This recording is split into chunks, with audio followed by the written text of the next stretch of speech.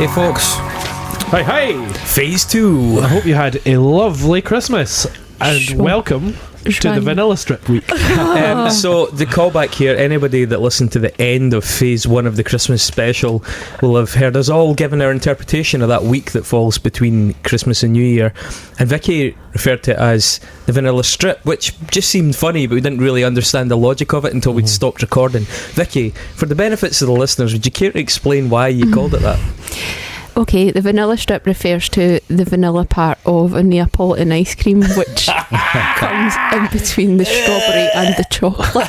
It's awful. Thanks very much. So, yeah, very much on the same metaphor. I hope you're not eating your Christmas dinner right now. It's leftovers. It's very human centipede, isn't it? Oh, God. There's a theme. Classy start. set the bar low. So this is the second part of our Christmas special, where we've taken in a whole load of questions from listeners, regular and otherwise. We've split them up. We've sent some of them out to, past interviewees and friends of the pod and things like that. You never know if your question is going to pop up in the inbox of some semi-celebrity. Some vaguely well-known person. And we're going to... You mean a well-respected musician? An actual person with talent. Yeah. And then we'll also answer. But yeah, we're gonna work our way through that. We do hope you had a lovely Christmas. We hope all the members of the record clubs had a lovely Christmas. We hope you enjoyed the things that we sent you. I hope you're still enjoying them, and we hope you'll still be about next year as part of the record club. If you also want to get sent really awesome music and help bands and the podcast in the process, please go and subscribe. Unsung Pod, patreon.com/unsungpod. there you go. Patreon. Patreon. So in the last episode we took a little bit of shit from a listener about our accents, and I've been taking more shit about the fact that I never say the letter T. I never say the letter T. My mum always used, she used to laugh at me when I was a kid, because I used to love cars, and I would say Toyota. Mm-hmm. And yeah, there's a famous phrase that you can say, that Scottish people can say that has no T's in it. Oh fuck! Is the word butter in it? Well, butter. I say butter. Yeah. There's no T in butter. So. Yeah, I remember our drama teacher picking us up on our elocution, and also recently in my work we had a staff choir, and the music teacher was picking us up on our poor pronunciation of T. Fuck him. Absolutely fuck him. Is it not called a glottal stop? Perhaps. That is correct. Yeah, so in Scotland we like a glottal stop, not a glottal stop. But I would say Patreon, I wouldn't say Patreon. Patreon. Yeah, we say Patreon. We say Patreon, yeah. But you're getting battered. Battered. Mm-hmm. Battered. If you say battered, it sounds nice. You're getting battered. My son's going to batter your son. Welcome to Edinburgh. Give us your mobile phone or you're getting battered. Sorry, Edinburgh. Right. What you mean? Welcome to Edinburgh. Exactly. I fucking love the Scottish dialect, and I will never not say a T. You mean Scots language, not the Scottish dialect?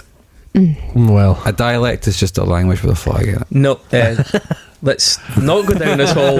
But Scots and Scots English are considered by many linguists. Yes, I know.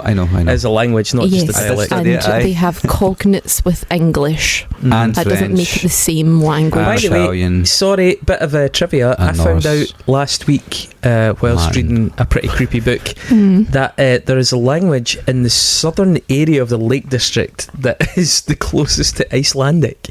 Wow. Amazing. And it's used by rural farmers and stuff, and it all stems from the Icelandic. Would that be in Yorkshire? Hey! It's all, I mean, I wish I'd set that up. We didn't have the foresight to set that up. But so we'll see you next week. I think that's work here is done. But yeah, it's a Danish influence off that coast and the Norsemen and all that lump. But apparently, there's this small... Oh, well, that's another thing that I always noticed my granny doing it, and people in the Highlands always do it, is like if you're all sitting having a cup of tea and then there's a bit of a silence after you've talked about some gossip, they go... do this in breath. Have you seen the guy on Twitter, and he has an Instagram... Twitter. His name is Michael Fry. I'm not And sure. he It seems does. familiar. He's Irish, and he does little video skits, and one of them is a Irish mum talking on the phone, and she does that intake. Yeah. Yeah. And it turns out it's because I think it's Icelandic, or it's definitely a Norse language, and it's basically Norse for okay, I think. Ah, And then, like, my mum still does it, and she goes, hey, hey, hey. hi. And it comes from the Vikings, basically. Wow. Yeah. Yeah, I mean, So there you are. a lot of Middle and Old Scots, there's like definite Norse influence as well as Latin and French and all that. So when you see it written down, it doesn't really look like much. When you say it aloud, it really sounds like Scots. Yeah. But there's a lot of loan words from like French and Latin and stuff like that as well. Yep. Well, you were listening to the Unsung Linguistic Podcast. Our favourite words of 2022 are... Don't have I keys in it. love connections between languages. Oh, yeah. It's me too, going to it's go class. pretty rapidly downhill from here, folks. Yeah, no Yeah. doubt. Talking of which, Mark? Let's start the ball rolling, shall we? I'm not qualified to answer this question, but it's number 9 from Catalyze, best and worst UK music from the past year. Right, so okay. See that wet leg song.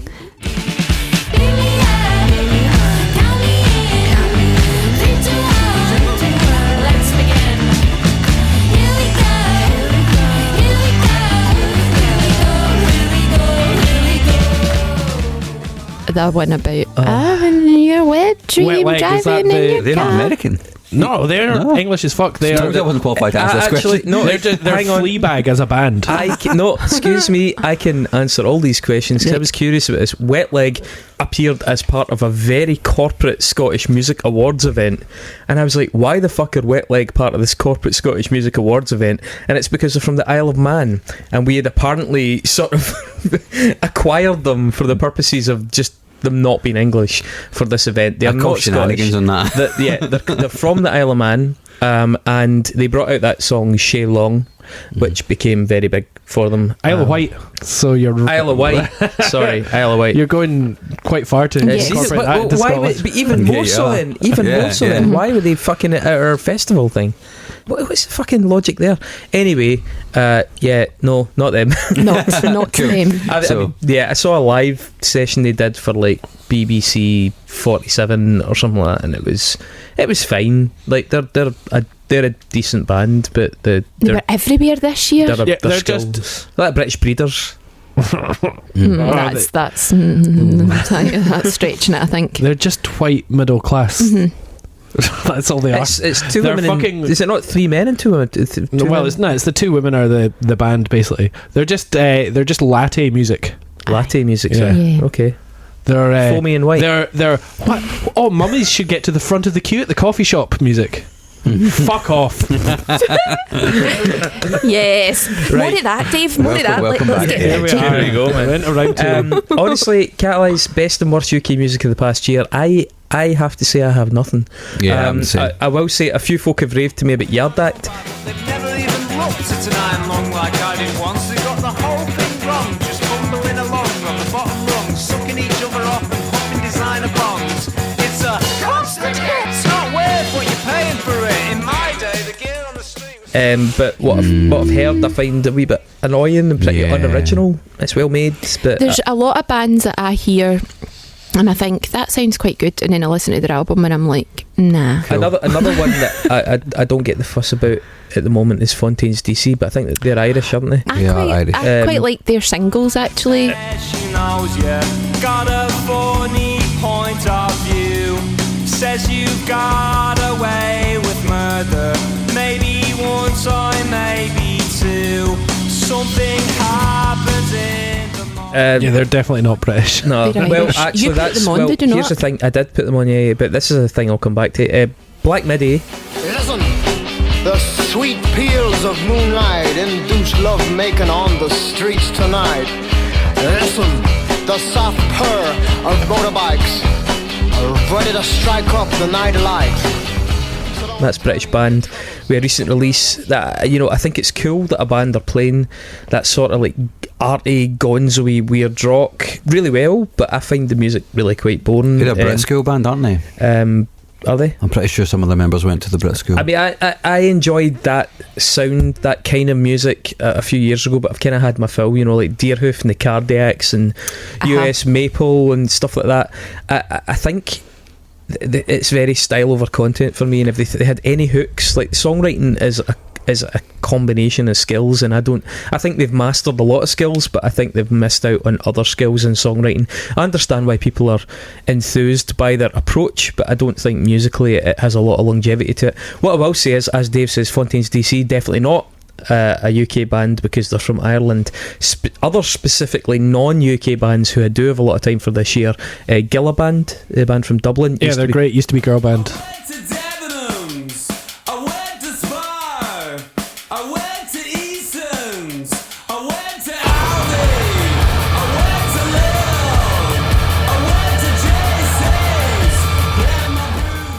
Used to be girl band. They brought out a record called Most Normal, and pretty much like their 3 albums, their 3 studio albums are really good. Gillaband, like, as we said, Gillaband used to be called girl band. It's another band that I've put on. I still, as much as I rave about them musically, I take great issue with the fact that they changed that name. I looked into it a wee bit. The band had apologised, quote, for choosing a misgendered name. They said it was chosen from a place of ignorance. They changed it to, quote, negate any role they played in propagating a culture of non-inclusivity. But honestly, lads, give me a fucking break. Oh my God. Girl band is somehow, I mean, that was right, that. Someone get on the phone to anal cunt right now. Yeah, I mean, that was like peak fucking hysteria. This is, I mean, okay, Viet Cong changed their name, right? And whilst I don't agree with that entirely either, I at least understand some of the logic. But change your name from girl band, I mean, but because there's no girls in it. I mean, presumably there's no killers in the Killers. Presumably none of the germs were actually germs. And Guns N' Roses. No, neither. I don't. None of Pearl Jam were semen. So it's like I just they were at some point, to be fair. Yeah, but at least we were all sperms. So, but I cannot fucking get with that. It annoys me that they buckle to the pressure. I think band names is a really thorny subject for me, right? Because band names don't have to be correct. Like, part of the art can be in the provocation, and it actually disappoints me because I've got so much time for the band that it disappoints me that they buckled to that in such. Was it this year? There was an interesting one. The post-punky noise band Whores. The New York band. Whores, as if they were from Dundee. Whores. Yes.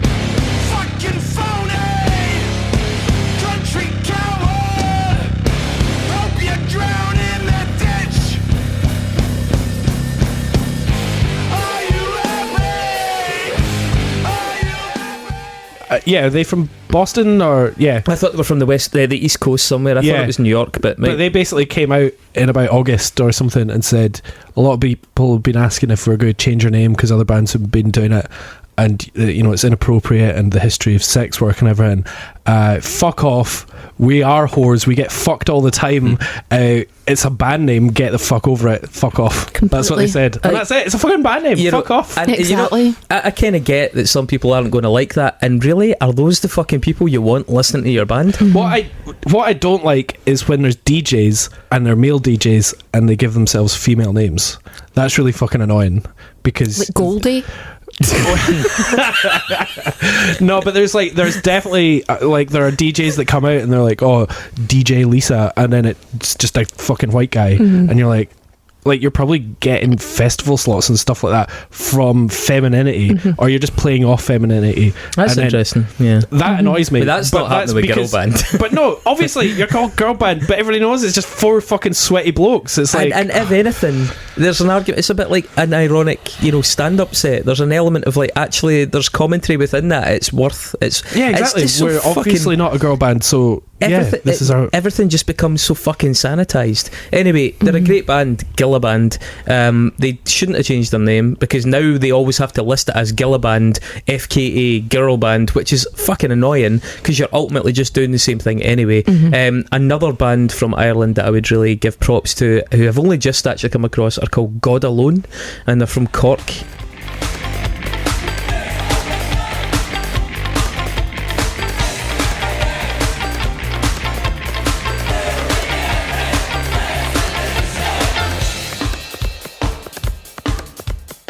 and are actually quite similar to Gilliband/Girl Band, building on that great tradition of really interesting experimental rock that the Republic of Ireland in particular seems to do really well. So God Alone, the album's called Etc., and it's really fucking good. And both bands have quite a sort of similar, they're coming from a similar place, but they're not British, and I honestly could not think of a British album that really knocked my socks off this year.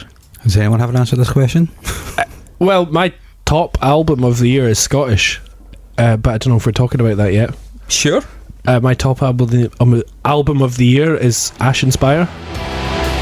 When I couldn't see the stars, I stopped dreaming of space. Always keep the wits and power. Always keep a straight face. It's a good Scottish black metal record, sort of post-rock black metal. It's called Hostile Architecture. Funnily enough, it just popped up on my fucking Spotify release radar or whatever one day I was driving, and it started playing, and I was like, what is this? It's like interestingly recorded. It doesn't sound like a metal record. It sounds like more analog, a little bit more, Steve Albini or something. I don't know if anybody remembers the band John Knox Sex Club. Absolutely, yeah. Who were a fantastic Glasgow sort of post-rock band with a... Is it a saxophone or something in them? No. A violin, I think. And there was at least a violin and a couple other like odd instruments.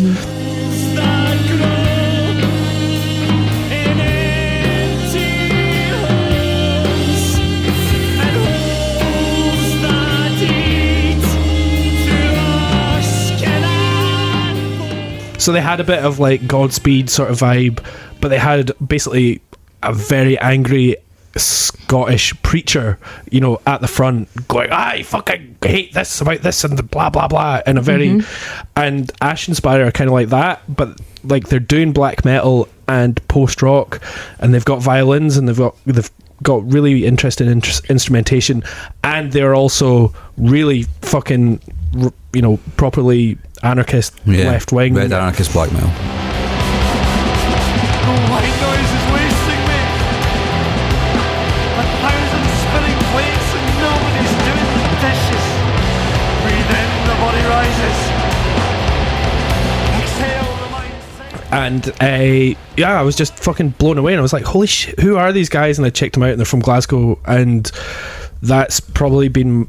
it's definitely been my discovery of the year, and probably my favourite record of the year. Can we spare a thought for left-wing black metal bands trying to get onto bills in that scene? Because even having monitored that a wee bit myself this year, it's a fucking absolute minefield for them. Like constantly having to check who it is that they're getting put on bills with. I saw a bunch of people dropping off a festival in Glasgow at the end of last year. Bettler Fest. Because they were landed on a bill. Oh yeah, with some righties, some wrongins. Yeah, and it's just like, and I feel bad for them because you can't necessarily monitor it, and then you're 4 months into the posters being up for that festival, and then you find out about some of the guy's tattoos or posts, or he's the way he's been treating his partner or whatever, and you're like, and everybody knew this, and how you meant to know, but fuck me, it's a problematic genre, and that's going to come up in the question later on. That's what I was going to say. We can actually segue quite nicely into that question if we want to hold off on the best album chat for the time being. Well, like my top 10 records are all actually international. Apart from that, apart from Duncan Marquis, who used to be in the Phantom Band.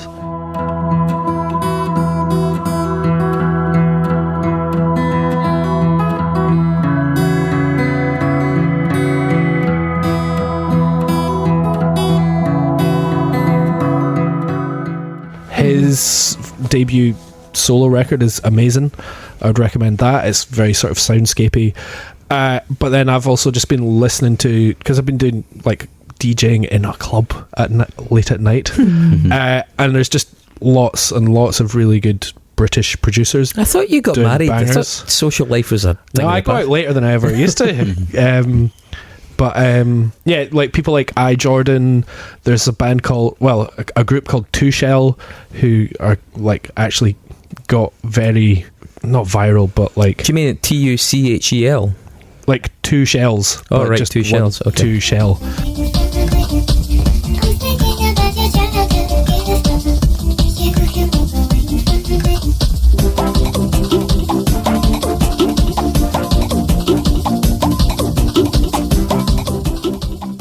and they're kind of like floating points, sort of quartet sort of stuff. Okay. And it's really good, but yeah, there's lots of really good, interesting DJs and producers doing stuff. But yeah, album wise, not A lean so year. much stuff. Yeah, Mark, what have you been listening to from Britain?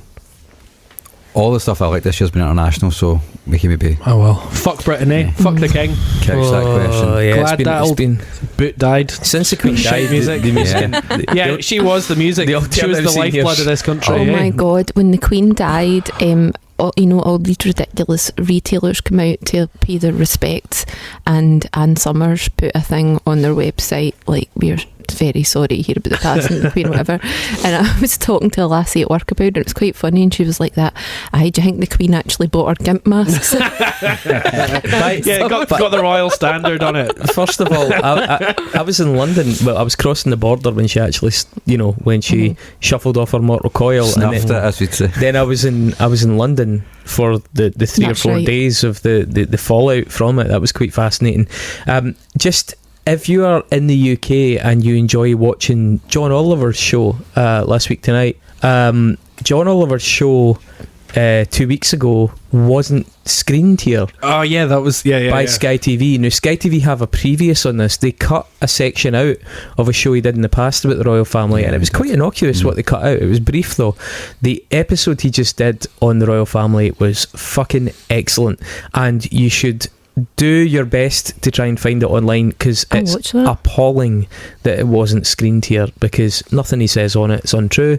Yeah. It's also got some great footage of Celtic Park. Aye, right, okay. A couple of songs, but yeah, it was. It's John Oliver's just a really worthwhile guy to watch, and his episode on the royal family pulled no punches. But the fact that we weren't allowed to see it is just insulting. Yeah. On It's so so many bad. levels. Where were you when you heard the news? Uh, I was at remember. work I most don't of the day, remember. and I remember on NTS, Claire Fifi, the Edinburgh DJ, was doing her show, and they must have known like the code, because like I think the Queen died at like 3 o'clock, and that means Olympus that. has fallen. Yeah, there's pretty much there was like media and PR companies had a code that it was Yeah. like, oh, she is in Whack my bonobo. final. Her family are with her, which means she's literally She's dead. visiting the Vanilla Strip. Yeah. So at 4 o'clock, Claire Fifi, who's like plays techno and house and stuff like that, just at 4 o'clock on the dot, 2 hours before any other people released anything, she's got this fucking cracking Edinburgh accent. She just stops the music and she goes, "Everybody, the Queen is fucking dead," and then she plays bits and pieces. And I was like, "Yeah, this is fucking amazing!" Oh my and god, then that I had tune. to leave to drive north about half an hour later, and I remember I was in the Burger King at the Moto Services outside Stirling, having a vegan Supreme, and they had the radio on. Me and my wife were sitting there, and I was looking out the window, and there was a big, chunky fat man smoking a fag and drinking a pint of milk, and that's when I heard that the Queen had died. And the man made eye contact with me just he was just tanning his pint of milk from the plastic bottle, and I thought, Did you that's salute? what the Queen would have wanted. you stand And I stood and saluted him. nice. I was at work too, and it'd been there'd been like rumours, whisperings, if you know what I mean, had been Yeah. happening because they'd said that the Queen wasn't very well or whatever. And I had come out and I met two of my colleagues and I said, "Oh, I heard that there's something going on with the Queen," and they were like, I know, that's what we were just talking about. And we're like, "Oh, do you think we'll get a day off and all of this kind of stuff," just being irreverent. Vultures. And then they're like, "By the way, just watch who you're speaking to, because I just said to Thingy over there about it," and he was like, "Oh, I know, that's terrible, isn't it?" and I was like, "Right, okay, that's good to know that actually we're not all on the same page here." Well, Vicky, I think we figured that one out, mate. Yeah. We live in Glasgow. You know. I don't know if I told this story at the time when it happened, but Craig, a subscriber of the pod and my former flatmate, he works in civil service, and for the entire period, was it 12 days of national mourning, all the public facing managers had to wear black. Had to greet All the time. There was actually people that were legitimately upset about it as well. For 12 days, if you were caught not greeting, you got a warning. But he was saying there's a lot of people that were wearing it just like who were just like being really sad and upset just for total career vanity points. Like, oh, if I show, virtue signaling. if I show that I've got a conscience about this, and maybe I'll be considered for the next promotion, for example. Civil service is a fucking shit show, man. Well, the King's been It's a social currency to cry over the Queen. The King's been cracking though since he came in though, eh? What a fucking He's turned things around. roller coaster ride. Big sausage fingers. Big sausage fingers, God. Charlie. He's got gout, Unreal, eh? Right, okay. So Tommy Smith is coming back with question 14, which talks about abusers, rapists, racists. I do it. Oh, we were talking about the royal family anyways. Exactly. General Exactly. office. Well said, General office, you know. I was doing the Lord's work there. So with the amount of musicians who are, or sorry, I'll say that again, who have been ousted as abusists, rapists, racists, abusists, rapists, rackists, general wallopers, do you ever find yourself hesitating to fully invest in a newer band just in case? And by the same token, have you ever stopped listening to or become suspicious of established bands, artists, due to the scenes or bands that they were or are involved with? Is this exclusively for me? Out of curiosity. This is a question that was just designed for you. So I think So it's two parts, right? I brought this up before. Yeah, 2 45-minute parts. I brought this up before because, like, Tommy himself actually has some, like, he is a black metal artist. He's an anarchist black metal artist, and he was actually on that fucking list that was circulating of people that wanted to get banned for Twitter, that 5,000 list. Really, the lefties? Yeah, lefties. Aye, he was actually on that list, which is fucking Like the mental. McCarthy That's a witch dream. I wish I trials. was on that list. Right side of history, eh? Yeah, fucking right. There's a lot of black metal artists like him who are just like bedroom artists, more or less, that have been like singled out by the worst cunts online, and it's just like he's just like, well, I'm just one guy that hardly any fault. Why are you looking at me here? Yeah. You know what I mean? And like Chris said, black metal has been, like Chris said, we've done a whole fucking 3-part episode on it. Black metal is particularly bad for this kind of shit, so I can see where he's coming from with this, because it's something that's personally impacted him to a certain degree. So Oh, I think there's two sections to that, right? So there's the bit about being cautious around new bands. That's one question in itself. Checking new bands, yeah. I book bands, so does Dave. We get sent a lot of stuff. I have become, I would say, hyper vigilant to the point of being like mildly neurotic, especially around things like death metal, black metal. Just digging a wee bit into track titles, digging into esoteric stuff, because clearly we're at a point where people aren't really generally cutting about with swastikas on their fucking back of their necks and stuff like that, right? We're at a point where the real threat, and it's not like it's a lesser threat, it's a much more occult, and I mean occult in the true sense of the meaning of the word, which is like a hidden, you know, it's like it's a hidden threat. It's an esoteric language that we are yet to catch up with, in the same way as it took us a while to catch up with other things. You know, that whole thing of like Combat 18, you know, the 18 is an A and an H, 1 and 8, it's Adolf Hitler. Like 88's when you see 1488 and all these kind of things. There's a whole world of code out there. Imagery and symbolism and all that stuff. You can actually, the places like the ACLU, and the ACLU, the Anti-Defamation League and all those kind of people have these downloadable booklets and all this kind of esoteric messaging that you can get from these groups. And I have spent, as you've probably guessed from the Nexus that we do, I've spent a long time trying to familiarise myself with this stuff, because I don't like to get blindsided by it. And yeah, there's a lot of that out there, and not a lot, but there's more than you would think there should be, clearly, as a right thinking individual. So yeah, I've become a wee bit over cautious, especially in certain genres. Yeah. On you go, Dave. I think you're annoyingly, the thing for that I have to keep an eye out booking indie bands in Glasgow is abuse. Yep. Abuse and behaviour. Mm-hmm. It doesn't matter what fucking genre it is. Mm-hmm. It's just like there's probably somebody in your band that's a cunt. Mm-hmm. And on the other hand, there's probably somebody in your band that's a cunt, but that doesn't mean that like their behaviour might not be abusive. Their behaviour might just be, oh, they're a cunt. Yeah, there's probably a cunt in a lot of bands. Yeah, exactly. Yeah, it doesn't mean they don't get gigs. It's just so hard How do you do your due diligence on that? I mean, you can only do so much, right? Yeah, exactly. Like I've just found in the last 18 months to 2-3 years, so often we're having conversations where you're like, okay, we know this information. Is it down to us? I simply don't know. There are no rules. Who should we tell? Who should we not tell? That's only gossip. Is that bad enough? Like, you're making moral judgments. It's just so difficult, and you're like, oh. And unfortunately, as a business, you tend to err on the side of caution, and the problem with erring on the side of caution is we all innocent people are exactly. Up. You feel like I've stigmatized that person now by kicking them off this bill because of an unknown factor, and on one hand, it's innocent till proven guilty, blah blah blah, but the problem is you're a private business, and there's a lot of compromise there, and it's especially in a time where there's both a totally admirable and understandable vigilance around these things that used to fly, but then also at the same time in parallel an out of control puritanical thread running through certain narratives, and especially in social media and things like that you're trying to navigate that, and it's a really, really uneasy situation. And so I would say, especially in local communities where it gains a lot of traction, when there is gossip, that's the thing, it's that smaller bands. Can I honestly say though, the thing that defines good and bad actors in this realm for me is their ability to talk to people directly about it, right?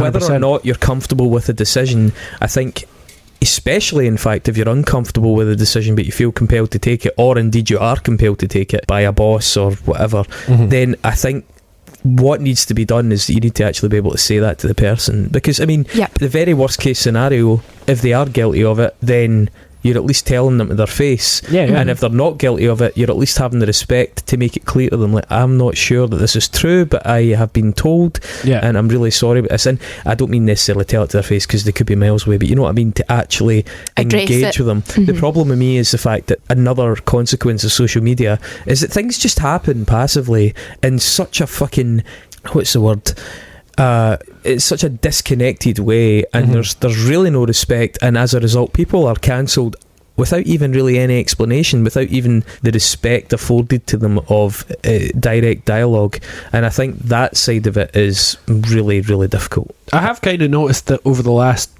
6 months these conversations are a little bit rarer than they were for the 18 months before. Well, that's partly because people had a lot of time on their hands. That's it. It's like, just get people out of the house and stop fucking when we're not trapped in anger. Your well-being. But also the fact is though, part of that I would suggest is because now people don't have the safety of being trapped in their houses. If they say something about someone, they have to go out and might see them, and they might see them, and so people are less inclined to say that now because they're more accountable for what they're they say. More accountable for what they say. So it's not all entirely positive, but it's self-regulating, so at least that's something. But no, I mean, not all of these decisions are pleasant and easy, and sometimes you do have to err on the side of caution, especially in cases where abuse is alleged and things like that.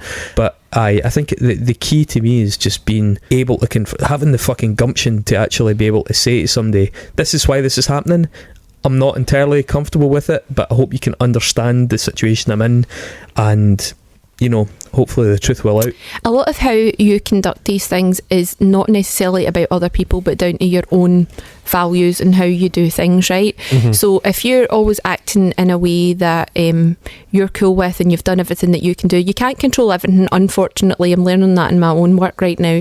There's things that are just out with your control, and you will make mistakes, but you should do what you can do, and as long as you're acting in accordance with your own values or the values of the company that you work for, or the community or whatever, then I think that you have to be comfortable with that, even though there is a level of discomfort in that. And I think that's more important than walking around with a paranoia or like cynicism or skepticism about every single person that you come across or might book. You have to do your due diligence, ask the questions, and that's all you can do, really. Do you know what I mean? Challenge what you can challenge, and that's it. Mark, you listen to emo. MySpace. I do find myself being wary of engage or investing in new hacks as a result of that. Yeah, I mean, I genuinely do. There's a tentativeness, isn't there? Yeah, absolutely. No, it's just making your own process more robust. Do you know what I mean? That's all it is. It's not about being any more wary than you should be. It's just that it's made everybody think, actually, we should have been doing more, and now we are, and that's it. But also, I'm fucking 36 now. I'm not, when I find a new band, I'm not putting the Kerrang poster up on my wall and going, oh, I'm gonna get a fucking tattoo of that of Marilyn Manson and stuff like that. Though, right? It's like I'm just like, oh, it's more music that I like. That's fine. I'm gonna be dead soon. Actually, I'm gonna flip really that in its head. Though. I would say that when you were younger, your role is actually much less significant. I would say you and I have a responsibility, more so than these guys as more general consumers. We're platforming people in the work that we do, and so when we do come across, we might a new band, we might not be putting the poster up on our wall, but we might actually be exposing them to 50, 100, 300, 500 people, fuck knows. That's true. And actually that is why I've got to this point of being overly cautious. Like, even when I heard Ash Inspire and I heard them talking about their lyrics, like I heard their lyrics in the car and I was like, that's fucking class.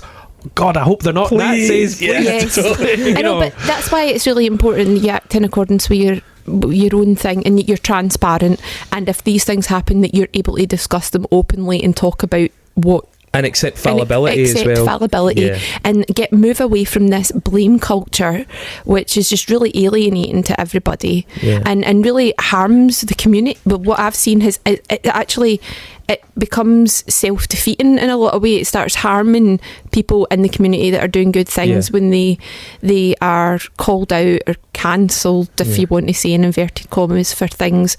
And I think it just has to be a better way of dealing with these things. I think we need to stop dehumanising people as much. Absolutely. For what you just said there, I can't agree with that. I mean, I think discussions around this kind of thing, they are slowly evolving, and they need to evolve, because there are some acts that can take action to remove stigmatised elements. And where does that leave them? Where does that put them? Do you know what I mean? That's all I'm going to say on that. So one thing that happened this year, and this isn't about this isn't about grey areas. This is not grey. This is black and white. Was Mayhem came and played in Glasgow, right? Mayhem. And talking musically, like, that fucking Mayhem record is amazing. But I don't want to support that band because they are all terrible human beings, and I don't want to go pay to see Mayhem.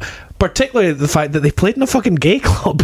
They played in a gay club, and they've also been playing on festivals alongside shellac. They've become like kitsch in a way. Like, they've been playing on some of the biggest, hippest American festivals, and it's fucking appalling. And they've been absolutely whitewashed. The way that Jeffrey Dahmer's become kitsch. Yeah, totally. But like, I know, like, I've got friends that have Mayhem t-shirts and went to see that show and were like, fucking Mayhem.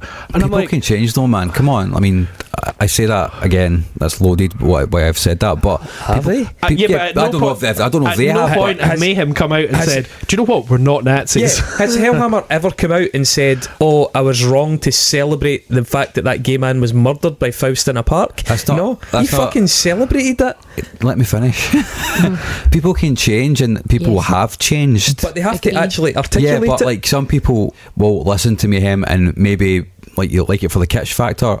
I may not be completely cognizant of the fact that they haven't actually said anything about that. I don't think all bands should be washed away. Some should, but I think that's why you need transparency. There's surely a fucking a threshold. That's what I'm trying to get. There's definitely a threshold, but like, if we're talking about having a better conversation and be more discussive, then surely someone should have that discussion with them. I'm just confused that there's a lot of people that I know that are fucking left-leaning progressive people that bought tickets to go see Mayhem. It's fucking ridiculous. I find that really weird. It's fucking ridiculous, and people are fucking idiots, and they need to have a word with themselves. It's fucking nobody else would get that sort of pass going out in public repeatedly. Pantera don't get a pass. Like, they're repeatedly praising the murder of people, talking about faggot this and fucking all that. Like, these guys were unapologetically fucking heinous, and then they've come out, they've just waited for enough time to pass, they've sort of made a couple of piecemeal sort of offerings to that, and then they've fucking cracked on, and now they're not just existing. They're thriving on these ultra hit festivals as this kitsch sort of like novelty fucking black metal edgy act alongside It's pathetic. Beyonce's fucking sister and stuff like that. I mean, it's fucking pathetic that the inconsistency of people who can moralise on one thing and then go and pay money for that. Yeah. Like, and you're right, by the way, there's been multiple acts this year that have played in Glasgow in those same places for the same promoters. Was it MGLA as well? That's another one. A really patchy past and stuff like that. These guys are not, they are not the fucking like subtle end of that conversation. I mean, they are not the fucking Aziz Ansaris of the cancellation. They were the fucking hardcore scumbags. And I find that appalling, as you may gather. Funnily enough, on a related note, the second part of that question, before we get hung up in the whole episode about that question, second part of that question was about genres more generally, or scenes. Tommy was asking, have you ever stopped listening to or become suspicious of established bands due to the scenes they were involved with? And I would say very much yes. And one that really sticks out in my head is going back to the 80s noise industrial scene, especially in the UK. I think we'll actually do a show on this at some point this year, because it's something I've been working on a wee bit in the background, doing a lot of reading on it. And that 80s noise industrial scene was an absolute midden, and it kind of continues to be to some extent. A lot of the folks in and from that scene, so some examples are Skullflower / Matt Bauer, Boyd Rice / Non, Douglas Pierce / Death and June. I mean, Boyd Rice is American, but as well as people on the kind of the fringes of it, the moral, the ambiguous moral edge of it, like Tony Wakeford from Sol Invictus, Throbbing Gristle.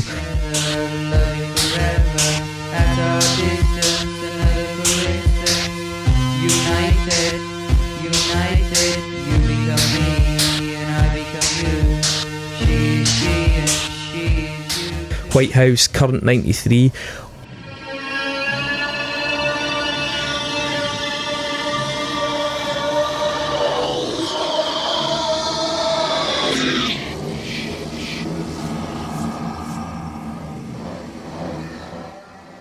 Whilst those latter names are harder to really, you have to be much more nuanced in the way you talk about them, they certainly worked with and collaborated and associated with people who were far less nuanced. So like like I say, Douglas Pierce, Boyd Rice, Matt Bauer are not subtle in their fucking speech, and there's a little bit of gay washing that goes on in some of that scene as well. It's a bit like that Milo Yiannopoulos thing, where it's like, oh, so-and-so's homosexual, he can't possibly be a fucking neo-Nazi. He's not anymore. He's converted.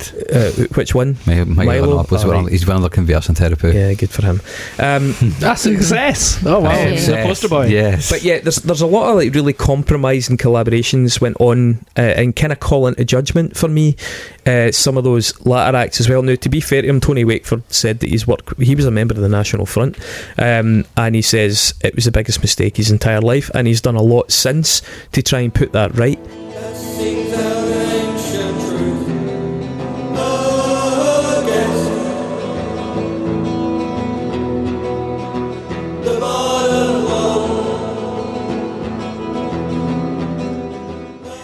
But he certainly, you have to scrutinise the music from that scene a lot more closely. A lot of it is written off to edgelord behaviour, and I can categorically tell you that is fucking bullshit, especially with like your Boyd Rice's. Boyd Rice is the guy, if you ever get involved in a comments thread about Boyd Rice, there'll be 20 fucking guys on there telling you, oh, he's just trolling you, it's all just for lols. Fucking bullshit. Absolute bullshit. Go and do a bit of reading about Boyd Rice, you'll fucking know what the guy's actually all about. So yeah, it's difficult for me because I find that music really compelling, but I find the scene really toxic, really fucking toxic. And yeah, so and it's not all just a case of far right, it's also like a really nasty mix of extreme left, extreme right, extreme libertarianism. It's very nuanced. It takes a lot of like studying to understand it, and as a result, because there's so much uncertainty, I have retrospectively become very uneasy with some of the acts in that scene, and really like policing my own thought a wee bit. And maybe I shouldn't. I would like to be just one of these people that could be like, that's great, that, but I can't switch that off entirely. I don't want to be fucking nodding my head to some, veiled esoteric fucking far right white supremacist Odinist fucking anthem that we just haven't picked up on because we're not clued in. Well, speaking of scenes, we did talk about a little bit about it in the brand new episode. There's a lot of it in there as well.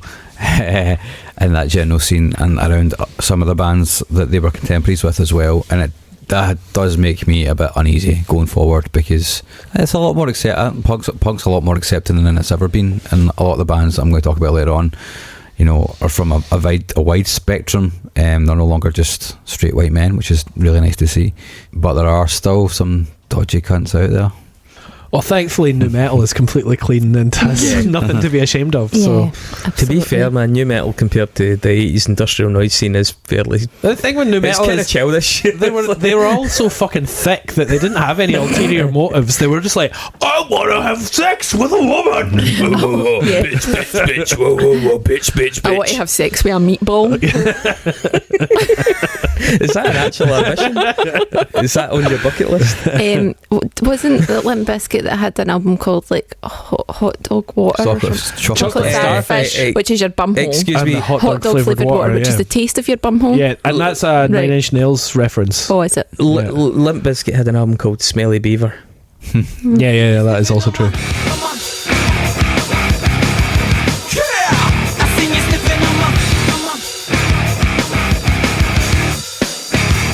Sniffing on my armpit, sniffing on my new shit. Always got your nose in everybody's business.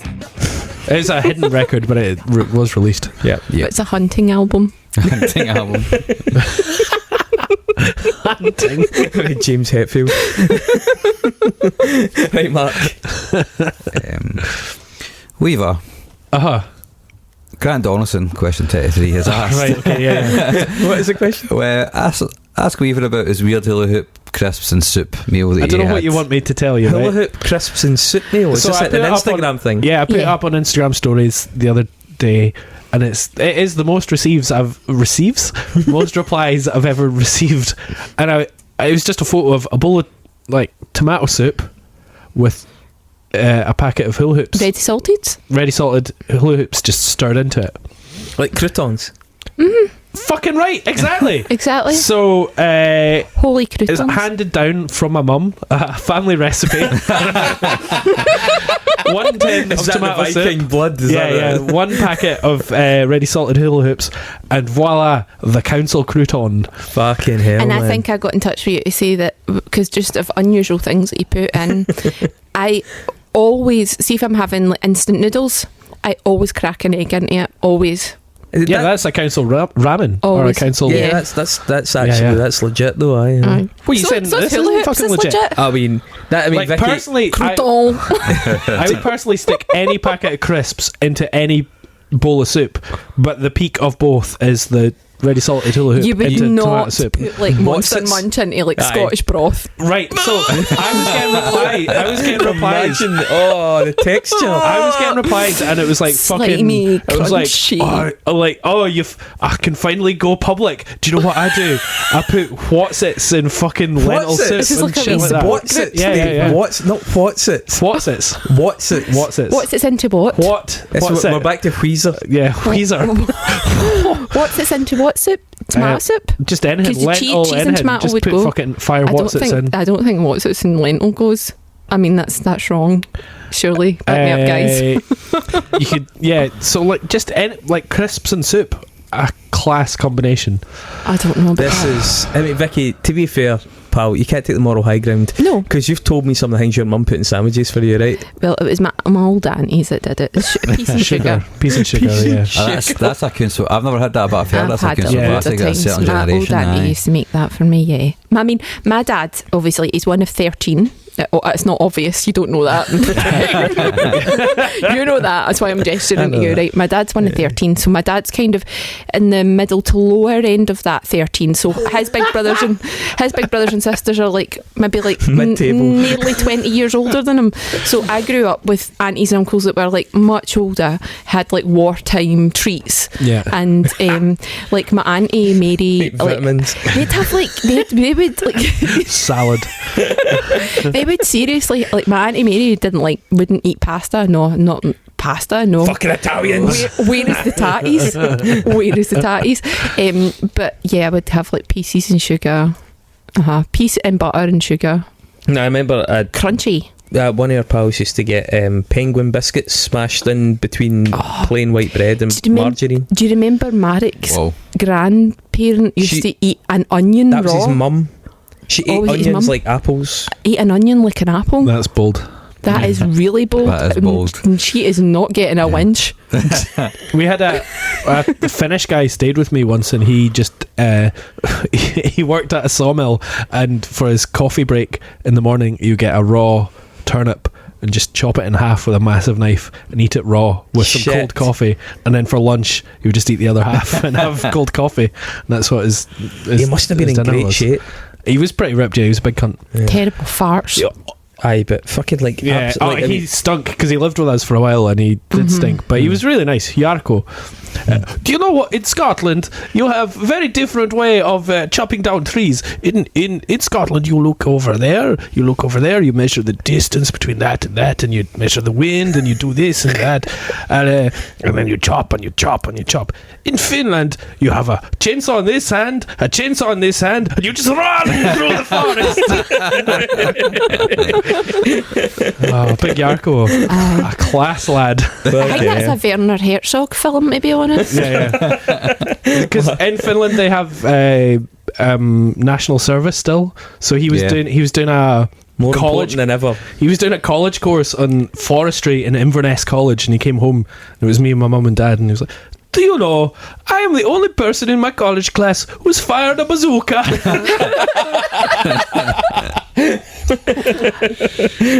Bless him. I seen a really, I won't sidetrack this too much, but I watched a really interesting thing on YouTube, a documentary about like obviously Finland and Russia and why it's like now super important. They've got In the that fucking, 1,000 mile border that they're yeah, and apparently like the Finnish army with their national service is not just the fact that they all do national services, but they can call on up to 2 million reservists at any given moment in fucking time, they and need they're it as all well. fucking, and Trained. their army is like one of the most tooled up in the entire world. This was before all this shit happened. They were just fucking. That was when they were neutral. Well, yeah, but I mean, it's not before because they had the fucking Winter War, so they, But when they were neutral, they were getting tooled up to the fucking nines, even though they were a neutral country. Fucking weird. Would you say that guy was an idol of yours? Oh, a segue. I respected him in some ways. I didn't respect him when he sneaked into my bedroom and hung his underwear up on my radiator. Well, Greg Love, number 4, would like to know, when is it okay to give up on your idols of your formative years? Okay. Straight away.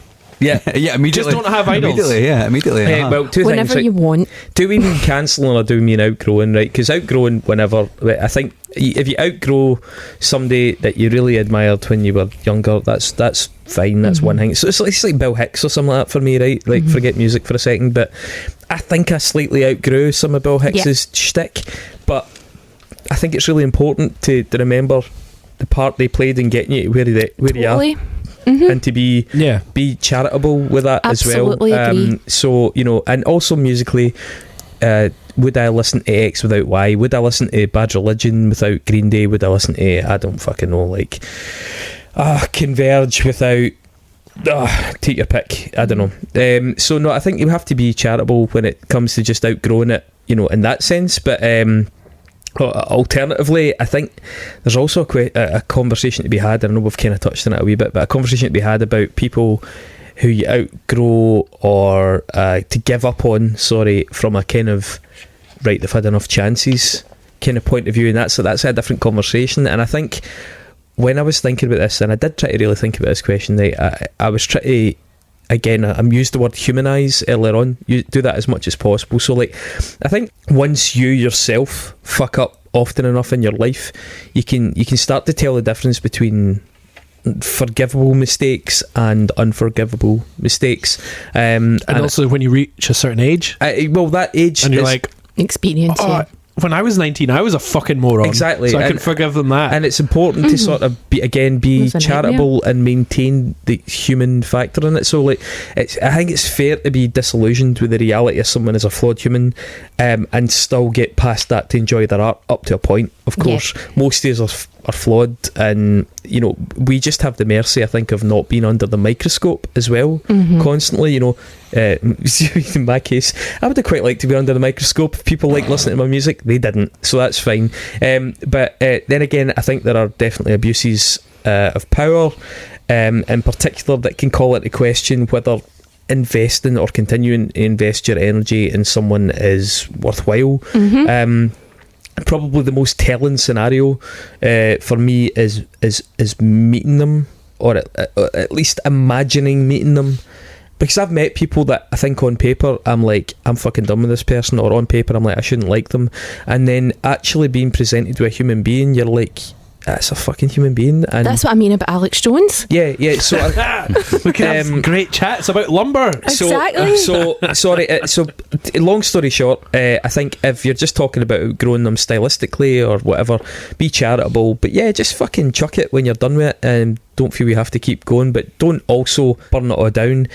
When it comes to if you're giving up on your idols because of their behaviour and stuff, I think it's really, really important with all these things to humanise it, and to remember your own missteps. And if you'd been under the same kind of spotlight as maybe some of these higher profile people are under, would you have been as bad as, worse than, not as bad as? And just, it's quite a holistic process. I don't think I ever idolised anyone. Really? Because I think when you idolise somebody, that's like, I don't know what the exact definition is. Well, I mean, I guess I do. You literally see them as a god, but it's like you forgive them things that they shouldn't be forgiven for. You're blind to things. As a teenager, I was like, I respect people, I really like people, I'm into this band, I really like that band. But I don't know, whenever I listen to fucking Adam Buxton, and he always talks about David Bowie, and David Bowie being his most like fucking like inspirational creative thing and blah blah blah, and he fucking loves David Bowie. I'm like, I simply never had anybody like that in my life. That's that was funny. There was nobody that you moulded yourself towards. I mean, like Bill Hicks, for me, I was really inspired by that, and I think I probably adapted my character. Kurt Cobain as well, probably to some extent. Tried to adapt and tweak my character to be a bit more in that vein. Oh, I never did that. I don't think it has to be. I genuinely don't think so. I was like, what? I mean, fucking hell, I listen to Korn. Even when I was 14, I was like, I mean, I don't respect Korn. I like Korn, but they're not my idols. Yeah, I mean, I think probably that the fact you say David Bowie is interesting, because I do like David Bowie, but I think that less so now. But that might just be a case of grown out of it. But maybe one for me is like Elvis, right?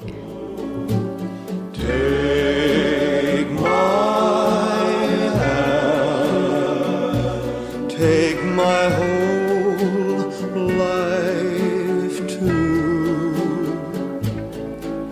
for I can't help falling in love with you. So Elvis, I've loved Elvis since I was really wee, and maybe at one point did kind of idolise him, or was really glamoured by the whole personality and everything, whereas now I do just completely see him as just a flawed guy with loads of different things going on, and I'm in complete knowledge of that. I don't think he's some kind of god. I don't think that he's special. I don't think any of that, but I just still really like Elvis. Can I get out my big drum and just say, isn't it funny that people have so many reservations about Elvis and they don't have them about Bowie? Even or Iggy Pop. Yeah, okay, we've answered that. Yeah. Just don't have idols. Yeah, you've mentioned this before in the podcast about not deifying people, and I think that that's got a lot to do with your own self-esteem, actually, and probably and the role models that are present to you in your life. And the role models that are present to you in your life and you're looking for. So that's just something I think that maybe comes with experience, self-awareness, and like critical faculties. And everybody's different, because I think I definitely did idolise people when I was younger. I think I was quite emotionally immature for my age. Oh, me too. I mean, quite needy. So yeah, I was probably more on the lookout for a bit of, like, I didn't have any brothers or sisters, so I was probably really on the lookout for somebody to try and aspire to. A community, or to kind of like a tribe to be part of. Yeah, absolutely. That does make sense. Mike. Call back. I think for me, just because of my family situation, I had to grow up quite quickly. So I think that's why I never really had that pull towards deifying, to use a lack of a better term, a person. There's a lot of music that I love, and a lot of bands that I love. think that's you know? straw man in a wee bit. I wasn't deifying Bill No, Hicks, that's why I said lack of a better term, right? Because we've literally you've just got a used good it. vocabulary. Try idolising. And I think the closest I get to it is probably writers, but there are writers who's when it comes to writing whose style I like a lot and will pull aspects of it from. Ernest Hemingway. I see a lot of parallels between you and it's more than Raymond Chandler because he didn't get started until he was really fucking old. But yeah, I think for me it seemed to take more of that. I think, but I came to reading from in a critical way a lot later than I probably should have, because it was when I went to uni I started to read critically. I'd always been a reader and always been a writer, so that's really the only kind of parallel I can draw in my head for it. Musically, I'm just a fucking punk kid, man. Can I say, I don't think I even started to read critically until after uni. I think it's a bit like doing your driving lessons and your driving test. Like, you do it to pass it or whatever, but you don't actually have control over it or understand the skill involved until you're doing it. That's a great analogy. Yeah, the thing of that is, did you go to school? Did you go to uni right after school? I did, yeah. See, I went when I was 24. And I think I was very immature as well. So I'd kind of known that when I decided to go to uni at that point, I knew what I wanted to do, and I was on. Like, I was the guy that was fucking doing essays 2 weeks before they were due, and fucking like you're fucking disgusting. And I was fuck you. I did my fucking dissertation in 6 days. 3 days. I did mine in 3 days. And I was working part time at the same time as well. So like I wasn't living at home. I was living on my own. I was working part time. I really wanted to do it. You know, I decided like it'd take me like a year and a half to really come to terms with the idea that I was going to have to give up a full-time wage to go and fucking try and do this thing, and I just loved every moment. I know he doesn't even like poetry. No, he does like poetry. I do like poetry, I just doesn't don't really like lyrics. Mark, are there any questions about human centipedes we can shift on to? That's actually a good one here from Grant Canyon. If you were a watermelon, which celebrity? The Grant Canyon. That's part of the pun. Yeah. If you were a watermelon, which celebrity would you like to be eaten by, and why? I don't like to think about watermelons, to be quite honest. Why? Why not? Are they like that sort of hole phobia? No. Well, I have that. Do you? Yeah. That tryptophobia. Yeah. It's not that. It's that my friend had an experience with a watermelon. Christopher, you've seen the pictures. That's Vicky. I have got so much mileage out of that fucking story. See, if you want a good night out, just find me and get me to tell you that story, because honestly, man, I've turned that into a fucking art form. Do you want to tell it? No, because I need it. It's like I don't have a personality. I've got that story instead. I think we just leave it there. Yeah, then. just leave it there. Someone will ask that next year. I would say it's funnily enough, by the way, eating watermelon has become like a bit of a racist trope. So it's interesting that Grant picked up on that. Don't know, reading between the lines, Grant. Maybe go and see someone. But yeah, that's become a bit of a thing, especially in the alt-right. I googled celebrities that like watermelon. Jack Nicholson. He's actually got a gallery of him, an online gallery of him eating watermelon. Quite a famous photo shoot. Yeah, that's right. He's putting I used it as a Fantastic Man poster, actually. Yep. Jojo Siwa, Dixie D'Amelio. Do we know either of them? No. So I think the one I'll go with, Elizabeth Banks mentioned it in an interview, and I'll probably go with that because I like the thought of her spitting out my seed. Oh, fucking hell. Cancelled. Cancelled. Someone do their due diligence on him. You've ruined that question. Let's move on. Yes, please. Right, okay. Can I just my answer? Go on. Sorry. My answer was just number 27, Kate Winslet. Okay. Don't know why. Nice. Kate Winslet. I know why. So here's an interesting question from Chris Hind, number 6. How do you feel about going to shows post-COVID? He says, personally, I'm still a bit wary and I continue to wear a mask, but based on recent gigs I've been to, it looks like I'm the only one doing so. I want to support bands and live music to recover to the pre-March 2020 levels, but on the other hand, I don't want to get COVID again. So I think we've all been to a lot of fucking gigs this year. Yes. Yeah, I mean, like my job is putting on gigs and hoping people that want to go back to gigs, as is Chris. So it's like lockdown was literally you're not allowed lots of people in a room together, and my job is put as many people as possible as you can into a room together.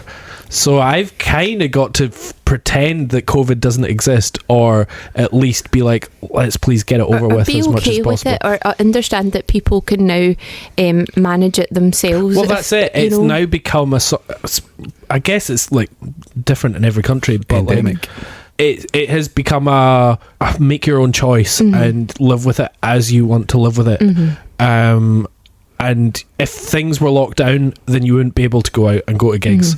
Now gigs and things are on, but you don't need to go to them. So exactly. that is your choice. You can do the risk assessment. Yeah, exactly. So I kind of like, I'm now 4 times vaccinated. I'm youngish. I've had COVID once that I know of.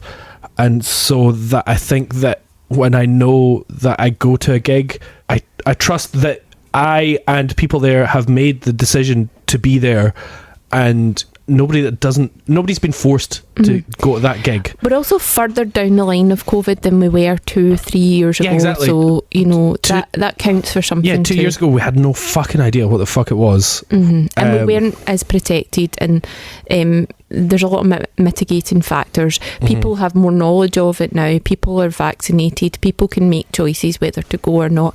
Obviously, if you have an illness that makes you susceptible to that, then you should exercise caution, I would say. But I generally feel still do sensible things like hand washing, sanitising, and I'm still aware of people being too close to me and things like that. But like our behaviour has changed forever, I think. Exactly.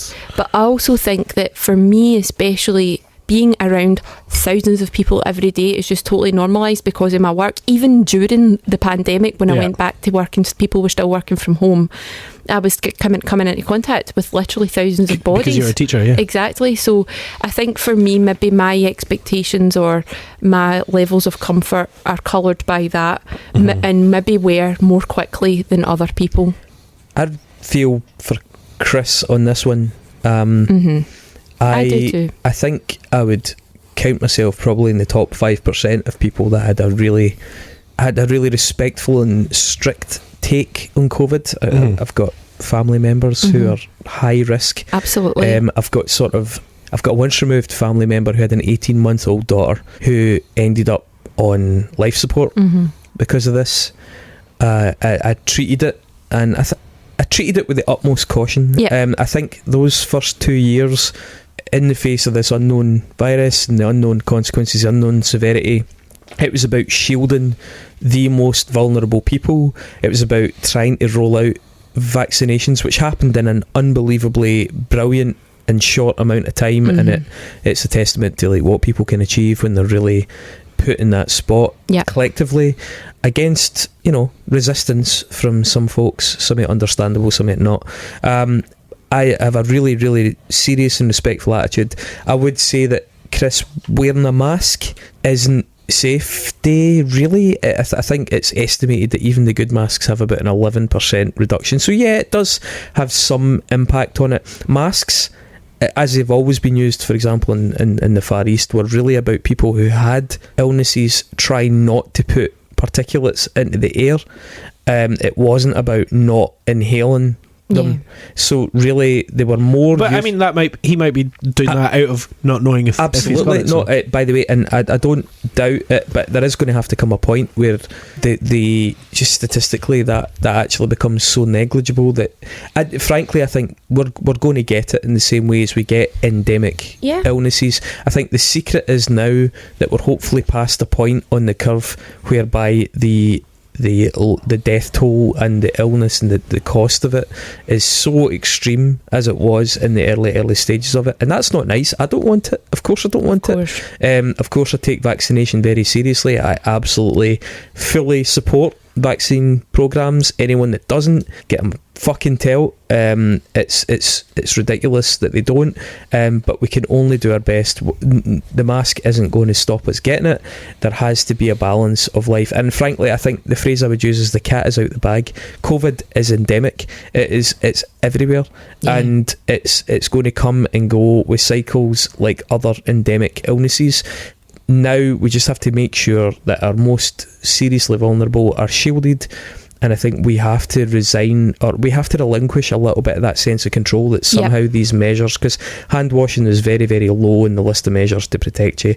Masks are pretty low as well. I still, when I go to the toilet at work though, open up the door with like a hanky. Yeah, I mean, like washing your hands is good in general. But I work in a place where there's thousands of people. Yeah, absolutely. But the fact it's a largely an airborne thing, and it's kind of pissing in the wind a wee bit, trying to fight it this way. And if it's affecting your ability to live a normal life, you have to weigh that, the impact on your mental health against the possible impact on your physical health. And I think you just make up your mind for yourself. There's no judgment. I completely understand the apprehension around it, but I do think we're at a point now where we have to live with it. And there is going to have to be a point for a lot of people where they just allow themselves to breathe. Pardon it's not meant as a pun, but just relinquish a bit of that control.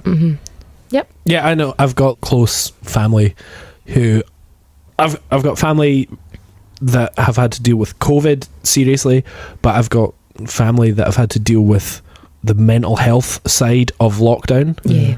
That has been probably worse. And it's freeing yourself from that, I guess, that I think is important, and being like, this is a thing that exists and it's a danger in your life, but there are lots of dangers in your life and you just need to sort of calculate that into your existence now, rather than it being a frontline news headline. Absolutely. I mean, I was the same, post-COVID. I was really reticent about going to gigs and stuff, and so I can totally understand where Chris is coming from here. But if you want to go out and support the artists you love, you can't listen to Spotify. Yeah, you can't listen to Spotify, exactly. And if going out to a gig is something which gives you great pleasure, and hopefully you're one of those people who listen to this podcast, then do it makes you feel comfortable. But I think I don't think it should stop you from going to shows. If you go to the shows, Chris, I would say that the chances of the mask stopping you getting it are very, very low. I would just say that if you don't feel well, make sure you test, make sure you stay stocked up on tests, and if you do test positive, isolate yourself. I realise that not everybody will do that, but unfortunately that's part of being in society, because not everybody is as considerate as everybody else. Just do whatever makes you feel mentally at peace. The first gig I went to back in 2022 after Christmas lockdown, I got COVID for the first time, and about 8 of us all got COVID at the same gig. I got it off you. And then I think, that's right, because I think we recorded and then I gave it to you. We were in a car together, and that's what I think. Pretty sure that's right. right. I got it, But like, to be honest, I mean, I got mine at remember I told you about a gig in the Goyle, the Chukter Fest, and that had been pure cancelled. Chukter COVID. And me and my uni pals got it. I got it there at Contemporary Chuk Fest. But I've been to maybe 40 gigs, 50 gigs since. And I've been at clubs. I've been at Berkeley Suite, which is literally sweat. I've been at Berkeley Suite about 10 times. I've DJ'd in Sleazy's and Block. I've been to Sub Club, and I've not got COVID since. So it depends on your circumstances, doesn't it? I feel a lot more comfortable now that I'm living on my own. I don't have to think about anybody else. Yeah, that's absolutely. Yeah, if there's 4 of you in a flat and you're like, oh shit, I need to think about some cunt's employment, that I don't even know, or their Christmas and stuff like that. Whereas it's during the pandemic, I moved in with my dad and my stepmother, and my dad's 70 and my stepmother's 60, and I was very anxious about it. I was still having to work as well after we were told to not go into each other's houses and all that. And at the beginning of the pandemic, before we were in lockdown, they were saying things like, keep away and use personal protective equipment. They didn't give us any personal protective equipment. I was so paranoid going home to my dad's house every night. I honestly thought I was going to take some killer bug and actually annihilate the household. So I totally get it, but I think we're in a different place now. Mark? Yes. Human centipede, please. You're passing on germs pretty quickly there. We haven't heard from one of our guests in a while, so the question I'm going to ask is from Jason. It's number 18. It's if you could erase a single genre from our collective consciousness, what would it be and why? And friend of the pod, Kurt Ballou, has answered this question. Kurt Ballou of Converge and Cod City Studios, Mute-Eyed Man, and other things. Alright, so let's see what he has to say.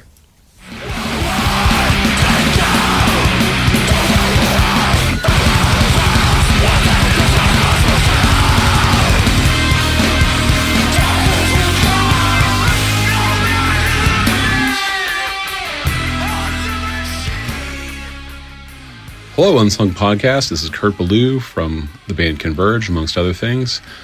James Simpliakos asks me, if you could erase a single genre from our collective consciousnesses, which would it be and why? And I don't think I would. I mean, anything that's like outright hateful, I would definitely want to go away. But you know, even if I don't like the music, it exists for a reason. It's something that somebody else is passionate about making and somebody else is passionate about listening to, and I don't want to take that experience away from anybody.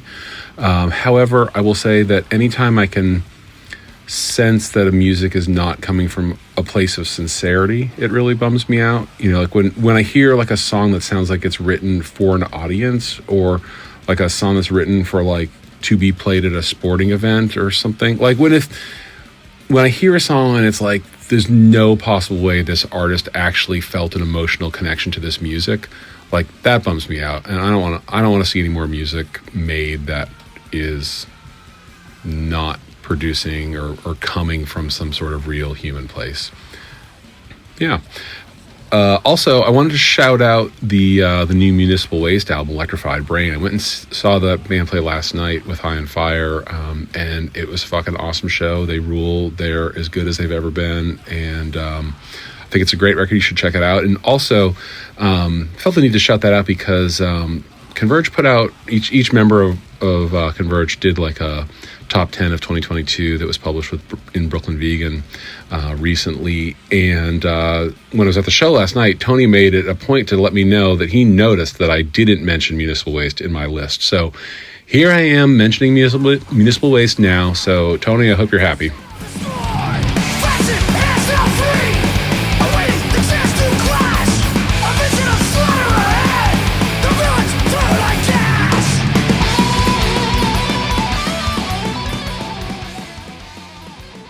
Oh, Diplomat. Well, I started going swimming every couple of days, and in the changing room, which is also the changing room to the gym, they just play. I don't know what fucking radio station it is, but it's just EDM.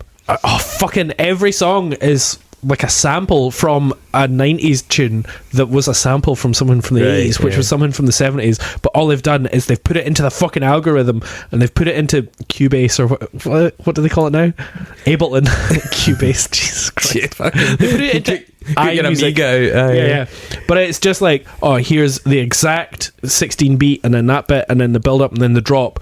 And it is that's what Kurt was saying though, right? That's exactly it. Yeah. It's like so computerized and like it's like clinically produced just for people in the gym, or to go on playlists, or to listen to on Clyde One in the taxi. And like nobody actually wrote that and went, this is coming out from my soul. This is pretty much AI, except there's worse than that. The because fact is, a lot of it is AI, man. It's just I know, but it's is that not quite good? It makes you feel like you're in a dystopian novel. But it's not the way. No, but I would rather AI, because AI would at least be like, oh, do you know what? I want to appeal to the soul of this person, whereas this is just a committee going, I want to make as much money as possible. Right, okay. And it's fucking worse than that. So it's that fucking bullshit ADM can fuck right off. That's my genre. I agree with Kurt. I'm gonna be less charitable. I would say that metal step or electronicore, that dubstep mixed with metal thing that happened and happens. When was that? Korn. The path to fatality. No, right. Whoa.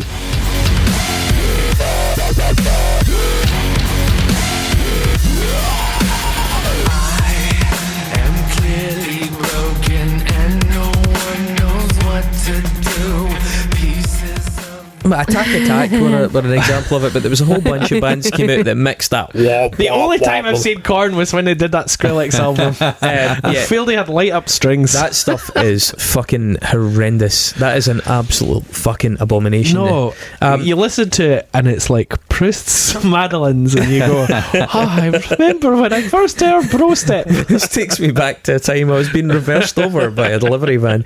I would actually say though the one that sticks out to me is country pop rock.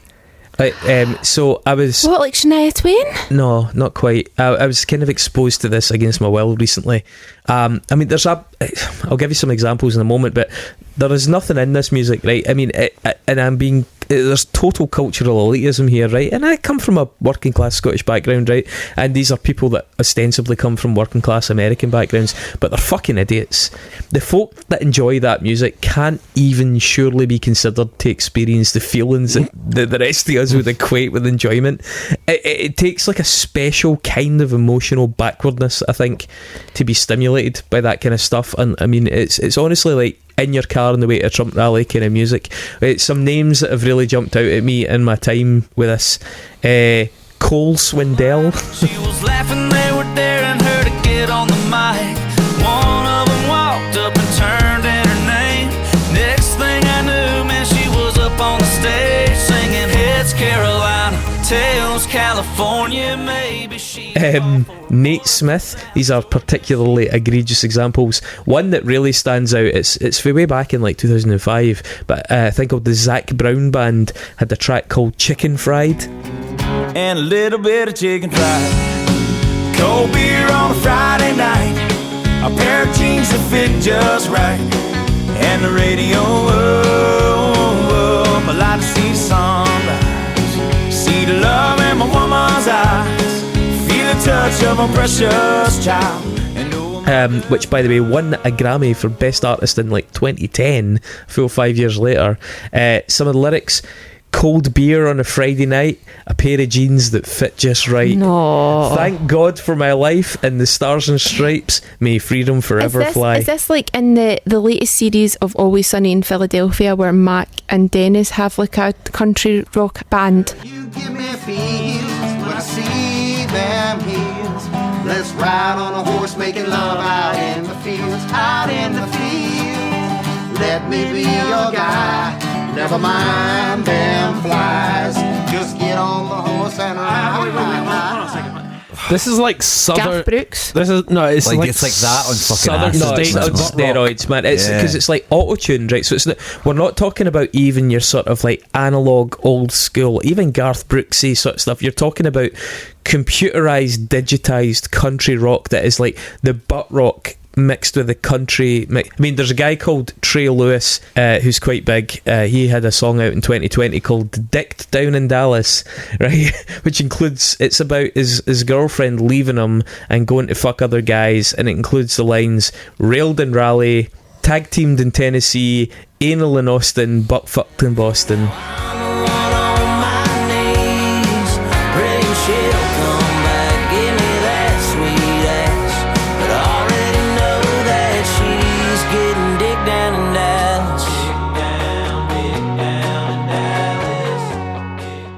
And all of it starring at hold up the bar like that, with autotune and the most fucking artificial, like, you know that the guitars and stuff weren't actually played, they're all plugins. Steamrolled in Cleveland. Anyway, yeah, I mean, it's a fucking absolutely Teabagged in Tennessee. Well, Tennessee's already accounted for, unless you went back.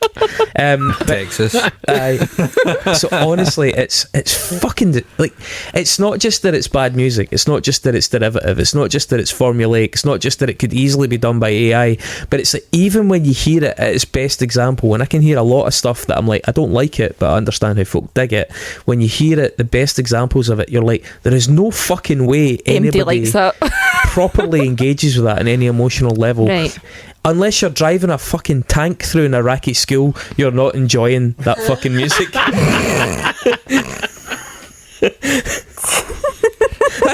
It's true, right? I know it's not technically politically correct, but it's fucking true, right?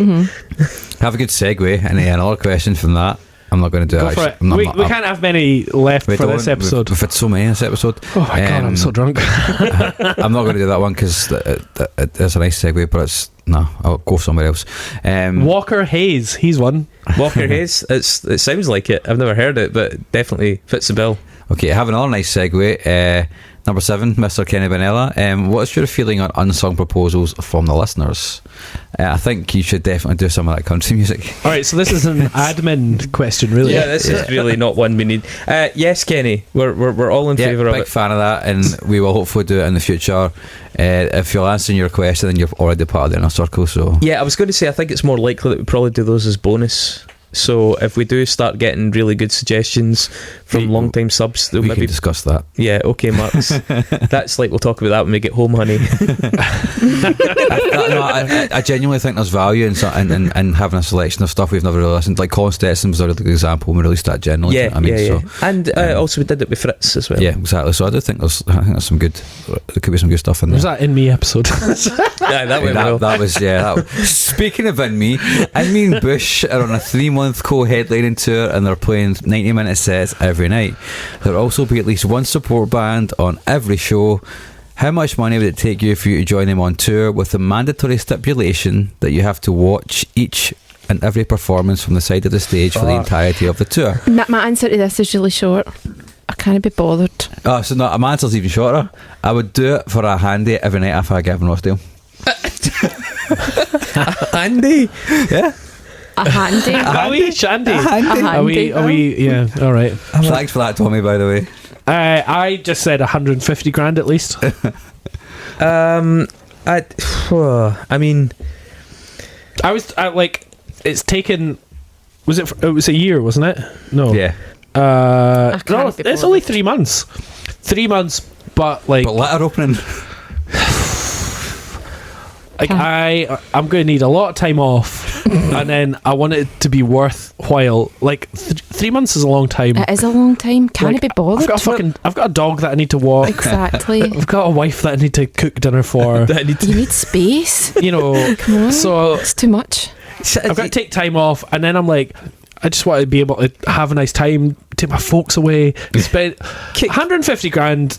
That's what I want. Can we point out that he you should did ask say for that more. Lit are the opening act on this tour, right? That to me was but only you can one of steal us- my sunshine. No. Yeah. No. No. That was Len. Who were Lit again? My own worst enemy. My own worst enemy. So Can't remember what was said or what you threw at me.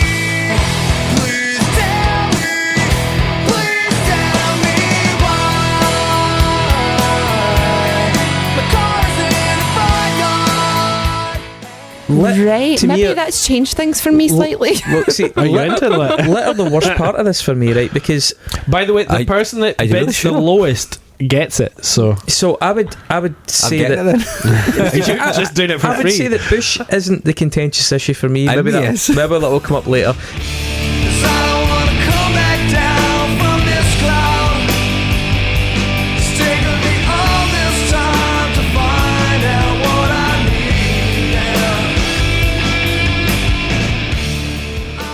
need. In me watching them night after night, yeah, that's a problem, right? I don't know how to turn you on. All you do is try and lead me on. I don't know what to do. Something here is telling me to kill you. It's so kinda wrong. It's so kinda wrong. But the thing is, right, both Bush, certainly according to Steve Albini and a number of other people, are actually really fucking nice guys. And in me, cute. according to almost everybody I Supposed to know be that's very worked nice with them, are meant to be really fucking nice guys. I don't. It's not that I've got No, a but problem with. hear me out. If you're going to be on the road with bands, it's all very well being on the road with bands that you like. If you're seeing them every night, pretty soon you get pretty fucking tired of the Exactly. Yeah, music. you get numb to it. Even if the music's Like the best me when music I was in the on world. tour with you, Yeah, Chris. like when you toured with us by the second night. But the thing is, because we're such nice guys, he still had a nice time. You could go on tour with a great band who were awful dickheads and actually have a worse time than going on tour with an awful band who were great guys. And I actually think, I have a feeling that probably those two bands are pretty likeable souls to be around. That's Lit, good. on the other hand, sound like daubers. So I just couldn't be bothered. Well, that age-old 9. question has been answered. And Right, okay. Yeah. Back to Kenny Benella here. Has Record Store Day just become another way for major labels to fuck the indies? Like we talked a little bit about vinyl in episode 1, Yep. It's all coming back round, baby. and well, this is kind of slightly more nuanced. I get that. like to me, Record Store Day itself is quite boring now. I remember 12 years ago, back when I did my little video blog, we did like, it was Record Store Day, So we, me and Ali and Ben on the camera went and just did interviews and chatted to people around Glasgow at record stores, and we met people at the queue at what was Avalanche and is now Love Music. And like people had been queuing there like really early. This is 2011, I think, maybe 2010.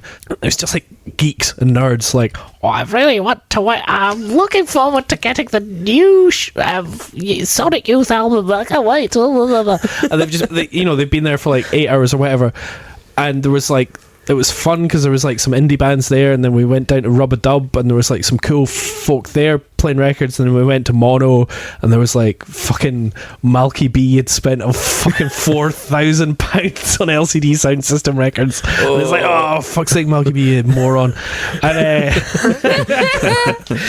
but it was, I don't know, it was cool back then because it was like, it did feel like a genuine sort of independent movement, and it was sort of anti-corporate, or well, it wasn't anti-corporate, it was just like, we're people that love music and we're buying things that we like.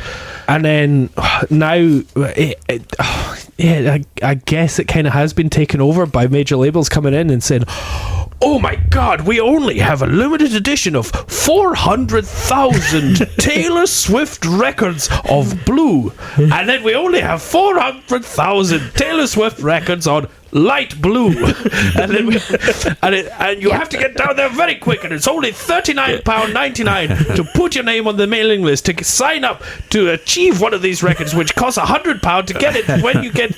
And it's like, oh fucking hell! If you buy a £400 concert ticket, exactly. Yeah. So can I build on what you're saying there, because I think you're almost saying what I was going to say as well. Like, I don't think it happened in any necessarily a preconceived way, right? But it did feel like it began as a grassroots movement, right? It felt like genuinely it was a genuine grassroots reaction to the devaluation of music, and there was some sort of consensus that it was like there was no authority. It just sort of like was a very unanimous sort of thing that sort of sprang up.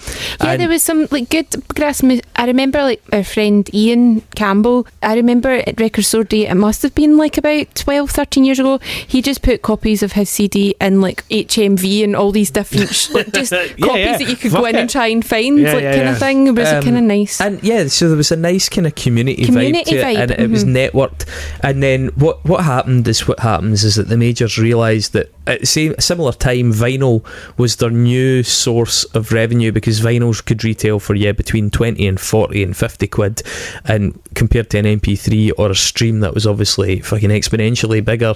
And so they started to try and cash in on hard copies, and also the Record Store Day, the grassroots nature of it, offered credibility to that. So it just did what fucking big business does, what capitalism does. It devoured it. It swamped it. And so now we've ended up at this point where unsigned bands and like small indies, it takes them 9 months to get a record pressed, because the record because plants Adele has printed 30 million, and the record plants are doing pretty well out of it actually, but they've been absolutely swamped by these major label people trying to co-opt what was this grassroots movement. And that's the hardest thing when you're a big company or a big corporation, is credibility. And so anything you can co-opt the credibility from, and Record Day was basically an example of that. So yeah, it is now, but I don't think it was then, Kenny. But I mean, much like everything in this entire world, started off with good intentions and then was swallowed by capitalism. The machine. And our last question, name a song you really dislike by a band you love. Alright, Tommy, thanks for asking this. I came up with a few. One of them we actually spoke about on our first ever episode. Idlewild. I was thinking about this record as well, but well, for me the track is American English. I fucking hate that song. Then you contact the American dream. You never look up once. You've contacted American dreams. I require. They've released as a single. Now this is the thing as well. It's one of their biggest songs. It is. I did try and go with famous songs here, because obviously loads of bands have loads of shit sitting away in the background on obscure albums like that. A lot of my favourite bands have real dips for like a long time. And it's like, I'll choose those 4 albums. Yeah, so I've tried to go with like fairly high profile songs by these bands here, because I think it's a bit too easy to to go back through a band that like REM with like fucking like 18 albums and find umpteen fucking tunes hidden away in albums that aren't that great, right? But American English by Idlewild, I fucking despised that single. I thought it was so asinine and so fucking overblown. It reminded me of like that like Disarm by Smashing Pumpkins, just like too much going on. Like fuck off with that song. We Care a Lot by Faith No More.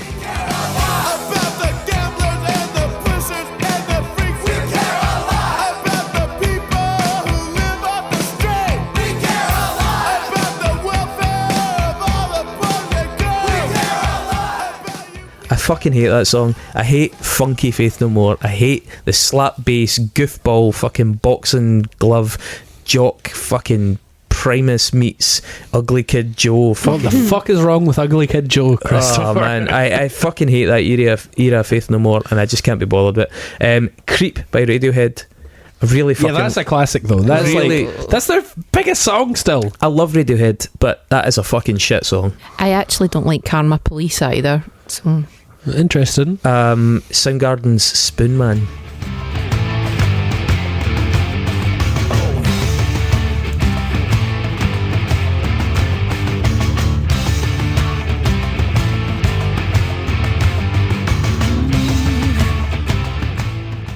Controversial. What? So Spoon Man. Yeah, so Spoon Man is the tune that probably got me into them, but it had such a fucking short shelf life for me. It's silly, and it actually, to be fair to them though, it was written to be silly. They came up with a riff and then the fucking lyrics were it's silly. was it not like Chris Cornell was dared to try and write about it for the song, and it's just like, it was a little bit nonsensical, and it was like, I think it's a bit like their like All Right Time by Supergrass or something like that. Like, it's like, I'll put it out because it's silly and famous and that. It was about a homeless guy, was it not, that used to play the spoons?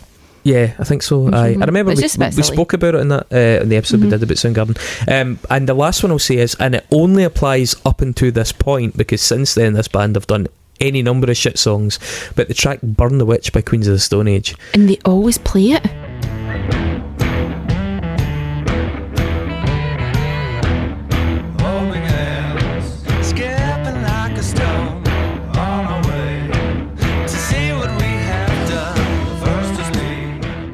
How that song became a single, it is turgid. Like, it honestly is fucking turgid. I can't get my head around on an otherwise good record how that managed to become a standout, like a marketable song. Are you meant to fucking dance to that? What the fuck is this song doing? It's fucking it's pish and mince. Mark? The first thing that popped into my head was Bring Your Daughter to the Slaughter by Iron Maiden.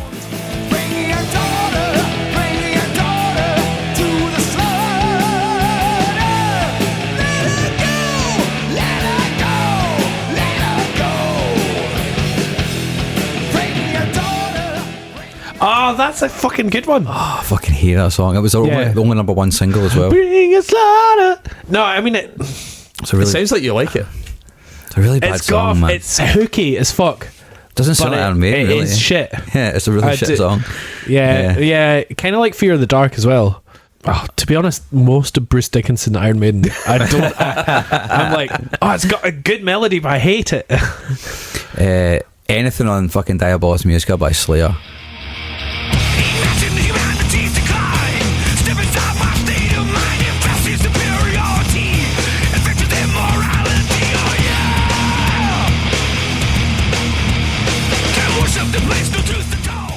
That whole album, I think. It's just I mean, me and Chris, we were like, well, actually, that's their best album. This is underrated. That's their unsung record. Yeah, totally. I also thought about Maxwell Silverhammer by the Beatles, because I just hate that song so fucking much. One of the worst songs. Bang, bang, Maxwell Silverhammer came down on her head. Do-do-do-do-do. Bang, bang, Maxwell Silverhammer made sure that she was dead. It's funny. It's not funny, it's just horrible. It's funny. Vicky, if you had to pick a bad Beatles song, what would you pick? There's a lot. I agree. Let me think. The Ringo Starr one about the movies is pretty shit. Twist and Shout, that's fucking pish. That's a cover. I don't like. Do you know what I don't like? I don't like Here.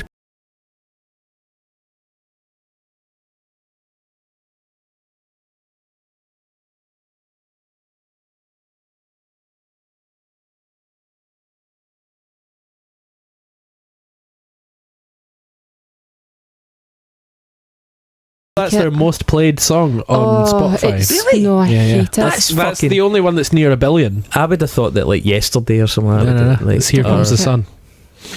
I It's don't- like got more than twice as many than a lot of like most of their big ones. That is so weird. I love It's not a song I would even think of. That's the Beatles. I love the Doors. Shit I music. hate Light My Fire. Come on, baby, light my fire. Come on, baby, light my fire. Try to set the night on fire. Really? Mm-hmm. Oh, that's strange. Don't like it. People are strange. I think Hey. strange days. Vicky, what about Elvis? Which Elvis song do you hate? A little less conversation. Really? A little less conversation, a little more action. All this aggravation ain't satisfaction in me. A little more bite, a little less spark. A little less fight, a little more spark. Close your mouth and open up your heart and maybe satisfy me. Yeah, but the Fatboy Slim remix was a banger, wasn't it? can't really be bothered. But it's only. it wasn't Fatboy Slim, but it was somebody like It's that. actually only really been the last couple of years where I've started to kind of reappraise the 70s stuff, and I kind of like it a bit more than I used to. It's like 80s But Kiss. I don't really like stuff like Suspicious Minds and Fuck all of off. that kind of That stuff. is absolutely brilliant. I think that this is interesting, right? See, we were talking about things that you mature into. As I've got older, I've started to like things like that, even stuff like If I Can Dream and all that. Like, I really love that now, and I used to not really care much about it because I always liked like the early stuff. But yeah, I mean, there's a lot of Elvis songs that are pretty kind of mediocre, like all the shit out of his movies and stuff like that. Do you know what I mean? Yeah. But Kokomo by Beach Boys. Kokomo by the Beach Boys. Jamaica, ooh, I wanna take you to Bermuda, Bahama. Come on, pretty mama. Key Largo, Montego, baby, why don't we go? Do not want. Dave, any I don't want their amazing cover of Hot bands Fun in the Summertime for you either. that you hate? The Well, song? I mean, there's obviously a lot of bad Korn songs, what? Well, but Wait like, a minute. What? but like, if you're winding me talking up, about Dave. like when Korn were good, What? is what are Skeptical. I'm going to talk about when artists were, you know, in their peak, and then they golden had years. shit songs, and All in the Family by Korn. Oh, that is a fucking hummer, by That's, the way. that's the Aye. one with Fred Durst on it. Look, it's Austin Powers. I hear you tooting on them bagpipes, Clyde. But you said it best, there's no place to hide. What the fuck you saying? You're a pimp, whatever. Limp dick. Fred just needs to rehearse.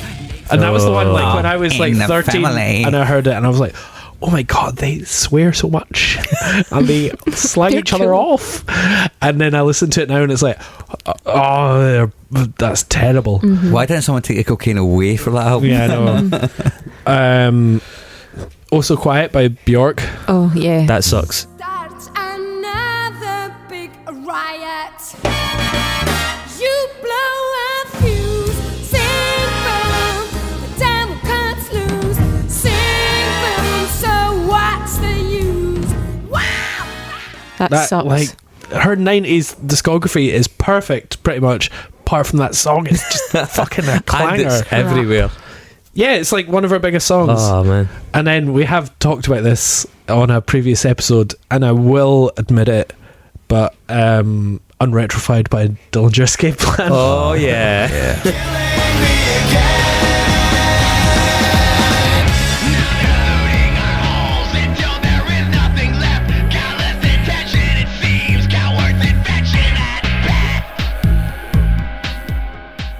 Yeah.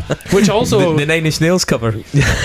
which also is an answer to another question, which we'll maybe talk about in another episode. I know the one you mean. Yeah. So that's coming in part 3, phase 3 of the Christmas bonanza.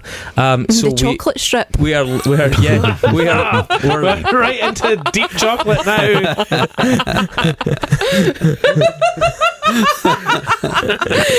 Up to my knees in chocolate here. Right, Mark, you want to wrap us up? Thanks for listening. Part 3 coming up next year. Next year, 2023. Hell, son. Is that not the strawberry bit then? It's the start of the year. No, I think the strawberries at the start. strawberries at the start, mate. Aye, foreplay. Frankly, Mark, if you think the chocolate Front bit's to back, first, Are you starting at the chocolate, son? That's disgusting. From a hygiene perspective, I insist front to back, right? Strawberry chocolate, not the other way. Mark just gave away a lot more than he meant to. Aye, fucking hell. I thought the start of the year would be that part. Mark, you're not digging it. We just finished off a whole other We're year. at the start of the year, but we're at the end of this. Oh, human centipede. Right, okay. Right, Sorry. folks. So that's Mark creep up on you from behind there then. Jesus. See you next year. Oh, well. Bye. Please subscribe to our Patreon.